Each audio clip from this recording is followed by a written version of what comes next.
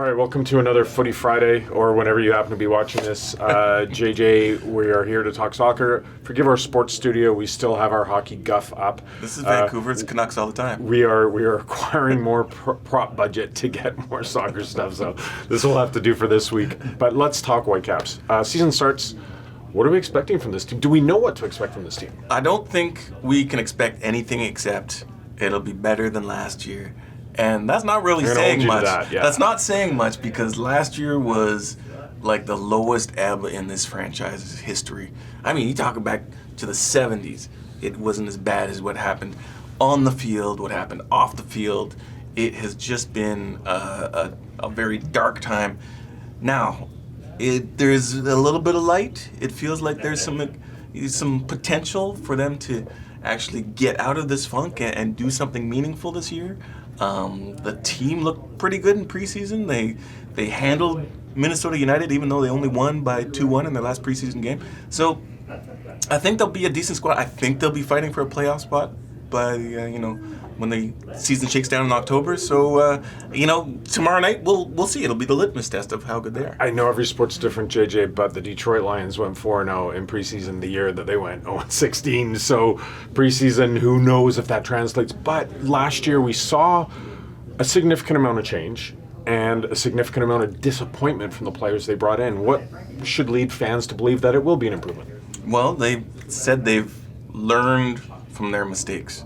I'm inclined to believe that they have learned because mistakes are the best teacher, and they made a lot of mistakes last year. So I'd like to think that they've learned a lot in what works and what doesn't.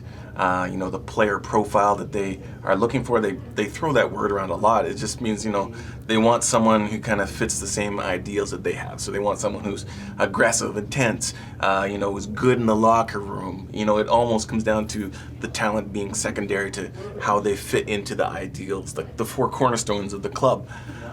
So if they get a good locker room, then it translates into confidence on the pitch, and then hopefully you get a good product. And they also have some decent players like Lucas Cavallini. I mean, they've never had a player of his caliber, his CD. He's a proven scorer. He's a big name, a Canadian international. Handled himself in Mexico and Liga MX. So, I mean, a player of his level they haven't had before, or have they ever paid that much for a player before? So soccer is such a finance-based business. You get what you pay for. They have splashed the cash for a change this year. Besides Cavallini, name a couple players and tell people what to expect from them. Well, I think, Wang Mbum, while he's here, enjoy him while you can. He probably won't be here for long. He's the midfielder here, the South Korean international. Excellent on the ball. He's probably their best offensive midfielder right now. Lucas Cavallini, of course, is one to look for. Another one, Ali Adnan, marauding down the left flank from his left back position. Offensive dynamo. Defensively, well, maybe he's not all there, but that's why he's in MLS and not playing over in Europe still. He's not the complete package. But he's great moving forward, very exciting. David Milinkovic, late of Hull City. This is a year for him to kind of prove himself and resurrect his career because he went to Hull and it was a disaster. He sat on the bench. Fans didn't like him. The coaching staff apparently didn't like him. So this is a chance for him to sort of reignite his career. And good in the room. He's actually, he's fit in really well. There's a lot of team chemistry here, which is surprising considering the way last year went. But you know what? If you've ever been to Hull, and I have, you might be quite happy if you get to Vancouver. To Hull and back. Dad joke. Just tell me a little bit about the philosophy of this team. I know what you're saying, that rather than just go out and get expensive players, there's a philosophy here. You want the 11 to play the way that the coach sees in the philosophy. That didn't happen at all last year. Maybe they just figured they couldn't score goals, so they weren't even going to bother trying to score goals. Are we going to see a more offensive and entertaining product this year? Yes, you will. I don't think they could score goals last year because they didn't have the personnel to do it. There are a lot of holes in that roster, and it was just like it's funny. They actually set a record for most passes completed, a team record for most passes completed this season. But half of them were kickoffs.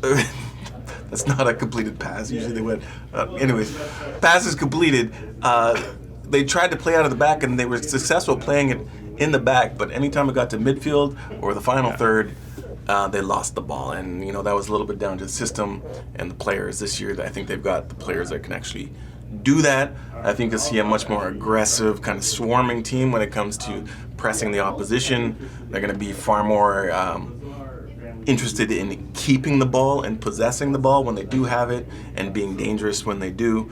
As we've seen in preseason, just like the Lions, they've looked really dangerous. They've looked, competent on the ball, and that's something we haven't seen in many years. It feels like, because before MDS, before Mark, it was the park the bus and counterattack stylings of Carl Robinson, which was not the prettiest brand of football. So I think we're going to see a different team this year.